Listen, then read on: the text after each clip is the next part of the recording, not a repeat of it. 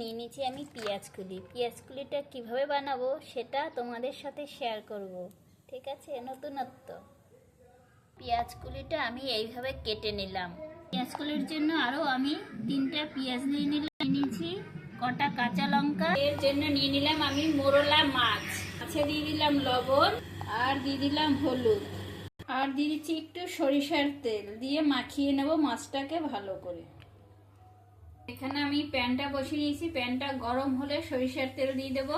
তেলটা গরম হয়ে গেছে, এবার মাছগুলো ছেড়ে দিচ্ছি। এবার মাছটা দিয়ে দিচ্ছি, মাছটা ভাজা বসিয়ে দিলাম। এই দেখো মাছটা ভাজা হয়ে গেল, এবার তুলে নিচ্ছি। এই তেলের ভিতরেই আমি পেঁয়াজকুলিটা ভেজে নিচ্ছি। আগে এই যে পেঁয়াজকুলিটা দিয়ে দিলাম। এই দেখো পেঁয়াজকুলিটা ভেজে নিচ্ছি আগে। এতে আমি দিয়ে দিচ্ছি একটু হলুদ, দিয়ে দিচ্ছি একটু লবণ, দিয়ে এটাকে ভেজে নিচ্ছি। পেঁয়াজকুলি ভাজাটা হয়ে গেছে, তাই আমি তুলে নিলাম। প্যানে আর একটু তেল দিয়ে দিলাম কড়াইয়ে। তেল গরম হয়ে গেছে, এবার আমি দিয়ে দিলাম পেঁয়াজ কুচি দিয়ে নাড়াচাড়া করে নিলাম। আর এতে দিয়েছি কাঁচা লঙ্কা চিড়ে চিড়ে রেখেছি, ওটা দিয়ে দিলাম 4-5টা। পেঁয়াজটা ভাজা হয়ে গেল, তাই এর মধ্যে দিয়ে দিচ্ছি আমি আলুটা যে কেটে রেখেছিলাম, সেই আলুটা দিয়ে দিচ্ছি। আলুটা দিয়ে ভালো করে নাড়াচাড়া করে নিয়ে একটু ভাজা ভাজা করে নাও। ভাজাতে আমি পরিমাণ মতো হলুদ দিয়ে দিলাম। দেখো আলু ভাজাটা কত সুন্দর হচ্ছে, দেখো।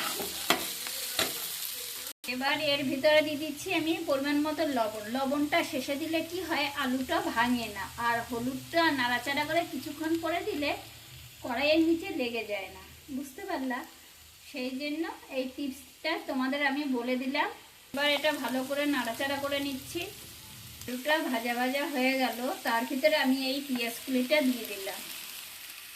পেঁয়াজকুলিটা আর একটু ভাজা হবে। দেখো আলু আর পেঁয়াজকলি পেঁয়াজ দিয়ে দারুণ হয়েছে, দারুণ।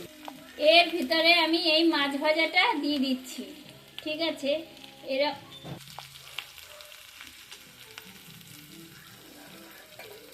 এরকম কারা কারা খেয়েছো কমেন্ট করে বলবে অবশ্যই। ঠিক আছে, আর নতুন নতুন রেসিপি পেতে আমাকে কমেন্ট করে অবশ্যই বলবে। দেখো এটা খেতেও যেমন সুস্বাদু, তেমনি দুর্দান্ত দুর্দান্ত। খালিও খেতে পারো, ডাল ভাতের সাথে অসাধারণ। ঠিক আছে, তোমরা এইরকম বানিয়ে খেয়ে দেখবে আর আমাকে সুন্দর সুন্দর কমেন্ট করবে। ঠিক আছে, টাটা, বাই।